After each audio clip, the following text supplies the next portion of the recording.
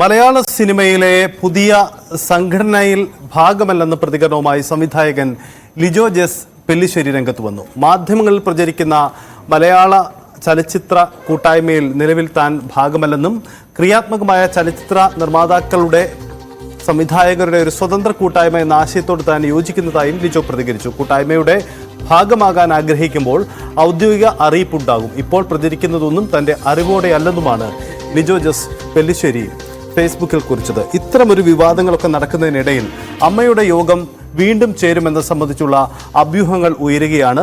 നവമി ദിനേശ് നമുക്കൊപ്പമുണ്ട്.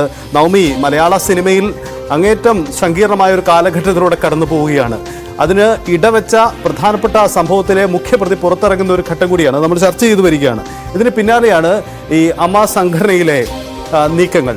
എന്താണ്, ഒരു ബദൽ യോഗം വിളിച്ചു, പുതിയ സാഹചര്യങ്ങൾ ചർച്ച ചെയ്യാൻ ഒരു ഓൺലൈൻ യോഗം വിളിച്ചു എന്നതാണ് ആദ്യം കേട്ട വാർത്ത. അത് സ്ഥിരീകരിക്കുന്നുണ്ടോ ഇതിന്റെ ഔദ്യോഗികമായി നേതൃത്വതലത്തിലുള്ളവർ?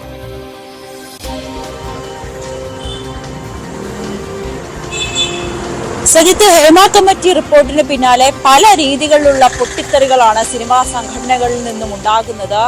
എംഎംഎയിലെ തന്നെ അംഗങ്ങൾ രാജിവെക്കുന്ന ഒരു സാഹചര്യങ്ങളിലേക്കൊക്കെ എത്തി നിൽക്കുന്നു. എന്തായാലും ഏറ്റവും പുതിയ വാർത്ത അനുസരിച്ച് ഈ അമ്മ സംഘടനയിലെ അംഗങ്ങളുടെ താൽക്കാലിക ചുമതലയുള്ള അംഗങ്ങളുടെ ഒരു യോഗം ഉടൻ ചേരുമെന്നാണ് അറിയാൻ സാധിക്കുന്നത്. അത് അവർ പറയുന്ന മറുപടി, അത് ഞങ്ങൾ സ്വാഭാവികമായും നടത്തുന്ന ഒരു യോഗമാണ്.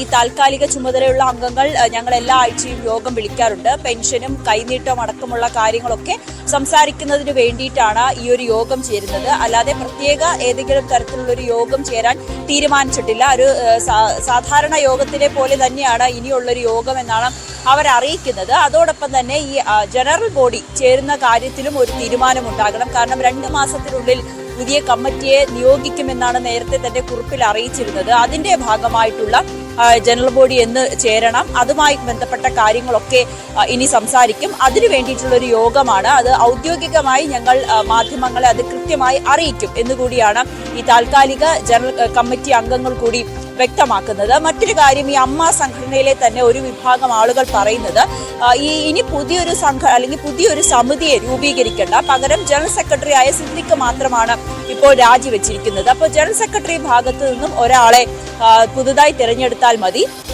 ബാക്കിയുള്ളവർ, അതായത് പ്രസിഡന്റ് അമ്മയുടെ പ്രസിഡന്റായി മോഹൻലാൽ തന്നെ തുടരട്ടെ. മോഹൻലാലിന്റെ നേതൃത്വത്തിലുള്ള ബാക്കിയുള്ള അംഗങ്ങൾ, അതായത് വിനു മോഹൻ, ഹൻസിബ അടക്കമുള്ള അംഗങ്ങൾ, അവർ തന്നെ എക്സിക്യൂട്ടീവ് കമ്മിറ്റി അംഗങ്ങൾ തന്നെ നിലനിൽക്കട്ടെ. ജനറൽ സെക്രട്ടറിയെയും ഒപ്പം ബാബുരാജിനെയും ഒരു പകരക്കാരനെ കണ്ടെത്തിയാൽ പോരെ എന്നുള്ളൊരു തീരുമാനം കൂടിയാണ് മറ്റംഗങ്ങൾ ഉന്നയിക്കുന്നത്. എന്നാലും ആ കാര്യങ്ങളുമൊക്കെ വരുന്ന യോഗത്തിൽ അവർ ചർച്ച ചെയ്യും. ഓൺലൈനായിട്ടാണ് ഈ യോഗം ചേരുന്നത്.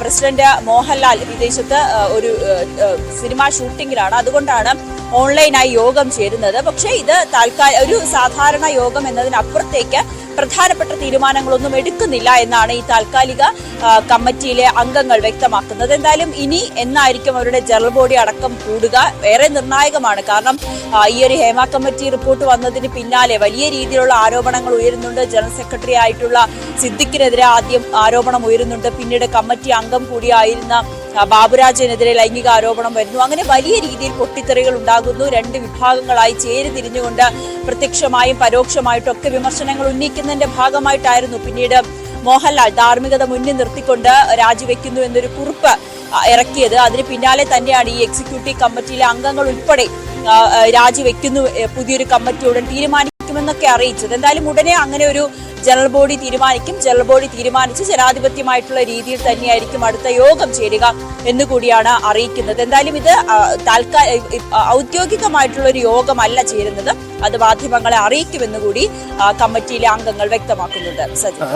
നവമി, ഔദ്യോഗികമല്ലാതെ എങ്ങനെ യോഗം ചേരുമെന്നൊരു ചോദ്യമുണ്ട്. പക്ഷേ അതവിടെ നിൽക്കട്ടെ. അതിനുമപ്പുറം അതിനുശേഷം ഈ ഹേമ കമ്മിറ്റി റിപ്പോർട്ടിന് ശേഷമുണ്ടായ 2 പ്രധാനപ്പെട്ട സംഭവങ്ങളുണ്ടല്ലോ. ഒന്ന്, ഇപ്പോൾ ഏറ്റവും ഒടുവിൽ പുറത്തു വന്ന ഒരു വിഭാഗം സംവിധായകരുടെ നേതൃത്വത്തിൽ പുതിയൊരു സംഘടന ഉണ്ടാക്കാൻ നീക്കമെന്നത്. മറ്റൊന്ന്, ഇതൊരു തൊഴിലാളി ട്രേഡ് യൂണിയൻ സംവിധാനമായി മാറ്റാൻ നീക്കം നടന്നു എന്ന മറ്റൊരു സാഹചര്യം കൂടി.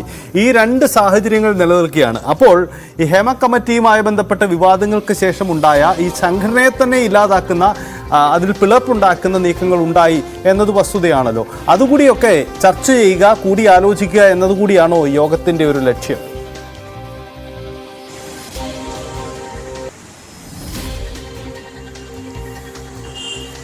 സജിത്ത്, അതിലും ഒരു തീരുമാനമായിട്ടില്ല. അവർ പറയുന്നത് ഇപ്പോൾ തങ്ങൾക്കുള്ള ചുമതല അത് ഈ കൈനീട്ടം നൽകുന്നതിലും അതോടൊപ്പം തന്നെ പെൻഷൻ വിതരണം ചെയ്യുന്നതിലുമൊക്കെയാണ്. അക്കാര്യങ്ങൾ തീരുമാനിക്കുന്നതിനു വേണ്ടി ഞങ്ങൾ ഇടയ്ക്കിടയ്ക്ക് ഇത്തരത്തിൽ ആഴ്ചയിൽ ഓരോ യോഗം വിളിക്കാറുണ്ട്.